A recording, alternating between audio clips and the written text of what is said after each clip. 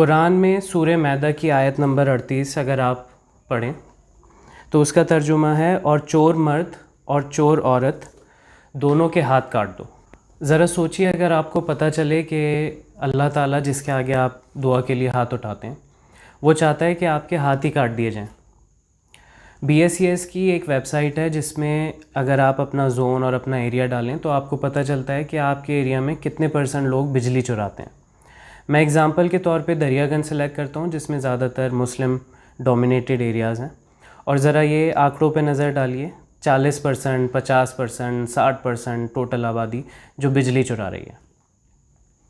हम लोग अक्सर फिर ये सवाल करते हैं कि तमाम उम्मत मिलके दुआ कर रही है, हम पे एक अज़ाब भी आया हुआ है, हर जगह हमें मारा पीटा जा रहा है और जुल्म हमारे ऊपर बढ़ते जा रहे हैं, और उसके बावजूद भी हमारी दुआएं कबूल नहीं हो रही, ये अज़ाब हमसे हट नहीं रहा। ऐसा नहीं है कि गैर मुस्लिम बिजली नहीं चुराते।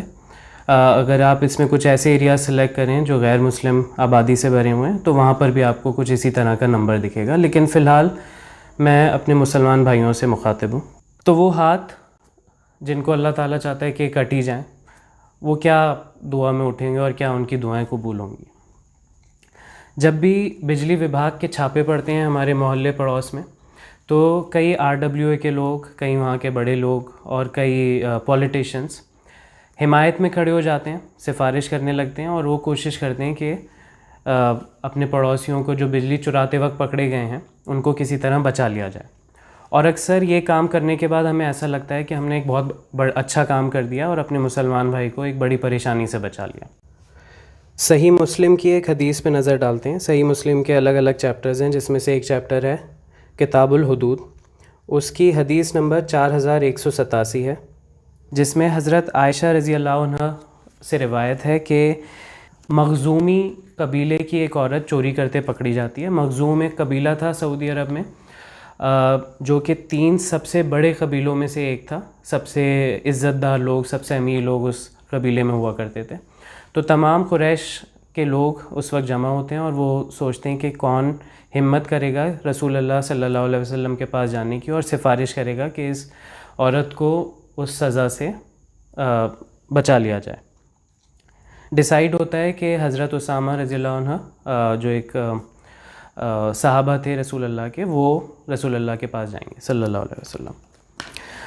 वो जाके सिफारिश करते हैं और रसूल अल्लाह का चेहरा गुस्से से लाल हो जाता है और वो उनसे बोलते हैं कि क्या तुम एक ऐसी चीज़ की सिफारिश करने आए हो जो अल्लाह के कानून के ख़िलाफ़ जाती है।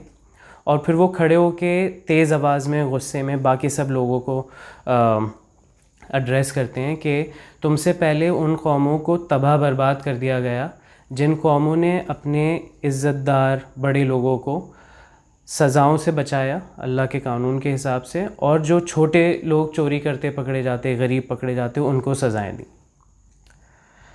उसके बाद रसूल अल्लाह फरमाते हैं सल्लल्लाहु अलैहि वसल्लम कि आज अगर मेरी बेटी फ़ातिमा चोरी करते हुए पकड़ी जाए तो मुझे कसम है अल्लाह की कि मैं ख़ुद उसके हाथ काट दूँगा।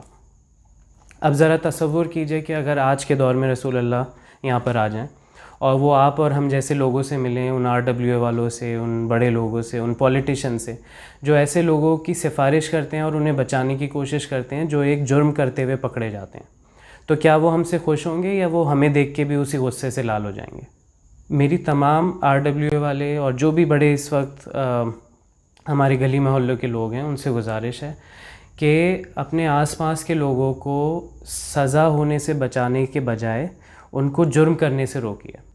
इस वक्त ज़रूरत है कि पूरी उम्मत अपने अमाल दुरुस्त करे। ये कोई आंकड़ा हुआ 40, 50, 60% लोग अगर बिजली चुरा रहे हैं तो उस कमरे में, उस हवा में क्या आपके रोज़े कबूल होंगे और क्या आपकी दुआएं और क्या आपकी नमाज़ें कबूल होंगी। हो सकता है ये बात कुछ लोगों को फ़ौरन समझ में आए और जैसे ही वो कुरान और हदीस की दलीलें सुने वो फ़ौरन अपने घरों से वो चोरी के बिजली के तार फ़ौरन हटा दें। हो सकता है कुछ लोगों को समझ ना आए। कुछ लोग ऐसे हो सकते हैं कि कुछ बच्चों को ये बात समझ में आए जो अपने घर के बड़े नहीं हैं, डिसीजन मेकर्स नहीं हैं। उनसे मैं बोलूँगा कि वो अपने वालिद से या जो भी घर का बड़ा है, जो भी ज़िम्मेदार है, उस चोरी के बिजली के तार को डालने के लिए, उस इक्विपमेंट को लगाने के लिए, आजकल वो इक्विपमेंट्स भी आते हैं जो मैग्नेटिक होते हैं और वो मीटर को रोक देते हैं, उनसे लगातार गुजारिश करें कि वो फ़ौरन अपने घरों से यह हराम की बिजली के तार हटाएं। और अगर वो नहीं मानते तो बगावत पे उतर आएँ, अपना तकिया उठाएं, अपना बिस्तर उठाएं, छत पे जाके सो जाएं और बोल दें मैं इस कमरे में जब तक नहीं सोऊंगा जब तक यहाँ पे चोरी की बिजली का तार नहीं हट जाता।